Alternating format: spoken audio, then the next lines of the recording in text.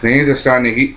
Right now, things are starting to heat up, and this is probably even more emotional than the last episode that we got, because it's such a major character development and such major changes throughout this whole episode. This is probably one of the craziest, probably one of the best fan service episodes in a long time. Alright, this is Sellavin Game and Latest Review of Naruto Shippuden episode 365. The ones who dance in the shadows. It starts off with Sasuke and the others. We haven't seen them in a while, but they can sense chakra from the fight.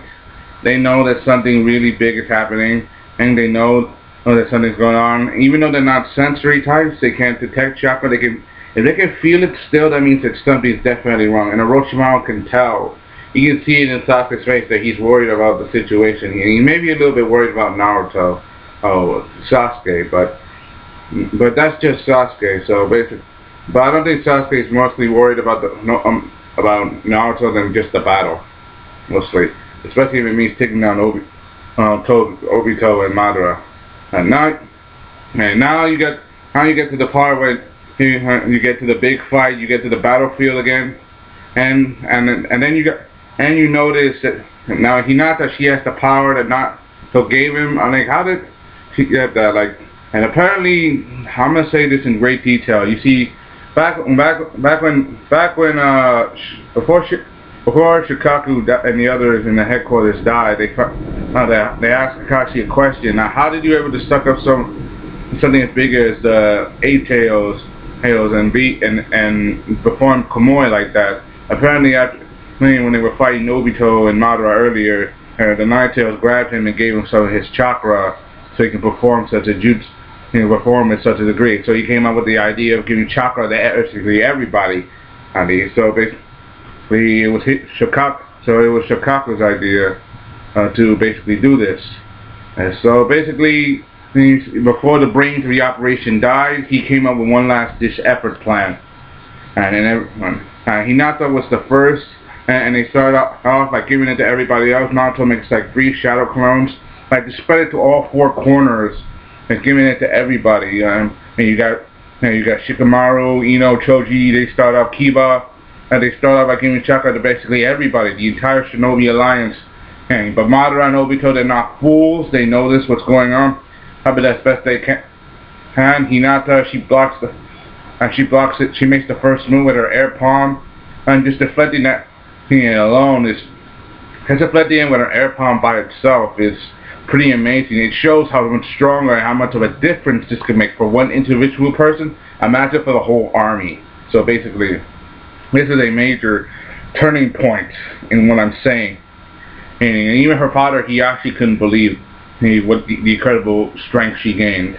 And he's the current clan leader, so basically he's the strongest of the Hyuga, but not anymore. And also with everybody else, with the whole Shinobi Alliance that's doing this. And this may lead to a way for victory, but I gotta be honest, and everything else.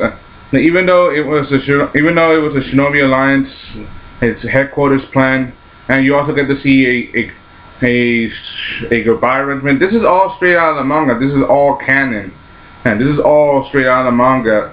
That Shikamaru came up with that Shikaku came up with the plan to follow the plans in every detail. And also get to hear from both Shikaku and Inoue saying goodbye to their children and saying they were living on in your hearts, that we are proud of you. Even though there may be something that may be a bit funny, but like some funny moments, I'm not gonna go into detail, but they are proud of their kids. They don't want them to feel disappointed. I mean, they're both parents, but they're also both shinobi. They're willing to die to make sure that the mission is accomplished, and to die for their village and to die for their people, to make sure that what they did is not in vain, and they have every right to believe, so. So that's what my opinion. And the Shinobi Alliance, they come up with every counter effort, even though Obito and Madara, they're not going to hesitate to knock them all down. They are still not going to hold anything back. I mean, they start off with Choji and the Akamichi clan, they block them. Then you got and Ino and Shikamaru, they work together to try to immobilize its movements and to make sure that the thing doesn't make any unnecessary movements. Even though they got stronger, they're still individual, and they're not doing it alone. I mean, you got the Nakamura clan, Shikamaru at this point, trying to make sure that to completely immobilize its movements. And even though he keeps trying to contact, the Shinobi Alliance is holding nothing back. You got the Hyuga clan making its giant air palm strikes. Right? You got the Fune using its blade of light, and you got the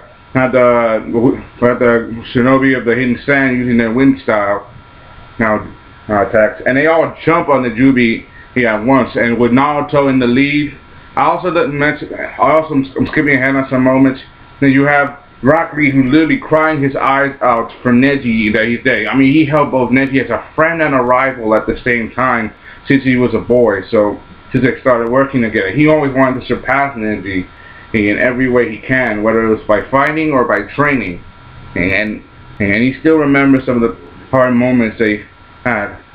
It's always the fighting, always the thing. And Guy and Neji, and Guy and Tenten, they try to comfort him and tell him that Neji's death was not in vain. And Naruto is trying to comfort him as well, saying, and Neji's not completely gone. As long as we live, he will continue to live on with our bonds. But then you got Obito, who's still reluctant, saying that it was out of those bonds that I am the way I am today. But Naruto is still reluctant, saying, unlike you, I don't have any connection of severing my bonds. But you also have Kakashi saying that Naruto, when I said I wouldn't let my parents die, it's because remember Kakashi already lost several of his comrades already. He thought Obito, he thought Rin, he lost Rin, he lost Minato, he even lost Obito. Oh, that's what he thought. And that's the reason why he said he doesn't want to let any of his comrades die. He doesn't want to see blood on the battlefield again, and he doesn't want to see that on the battlefield again. Any blood. And so basically, that's his reluctance. But Naruto's pushing him back on the edge. He doesn't want him to suffer anymore. So basically, it's Naruto who's pulling him back from this breaking point. You gotta give Naruto credit though. And also he gives Chakra to Rock Lee, and they all go at him at once. Every Shinobi Alliance member, they're holding nothing back against the Jubi, and they're all going for him at once. No luck. With Naruto in the lead, bringing both rocks and shuriken in his hands, and even in his shoulder, on his arm, dislocates again. And then you have Hinata. She pops it back into place, and you got Rock Lee right next to him, and while Naruto goes for Obito, and Rock Lee kicks right through Madara. And things right now on the edge, they are not going to hold nothing back. The tide of the battle has turned from the Shinobi Alliance, and just when it turns, you go to where Sasuke's group is at. I mean, apparently they're going to the outskirts of the Hidden Leaf Village, and it's to look for a special kind of item to perform do a certain ritual. What's the ritual is? It keeps going. They picked up the mask, and then they go into the innards of the Leaf Village. Apparently, it's part of the scroll that Sasuke read earlier. To perform this certain spell, you have to use the mask of the Death God, the Shikigami that was used in the Reaper's Death Seal. So basically, in order to do that, you have to basically cut the Reaper's stomach, and as a result, you have to cut your own stomach. As a result, so basically, you act as the host for the Reaper to possess your body, to act as a human sacrifice while you're dying. And then and they go to the underground hidden sanctuary of the Uchiha clan to perform it. And so he's like thunderstruck. If you're gonna use it to perform your animation, you better not use us as part of it. He has an idea. And he has an idea. He's not gonna use them. As Orochimaru cuts his stomach, and then he has Jugo to give Sasuke his power. His power is similar to that of the sage juice, but a little differently. Yeah, apparently,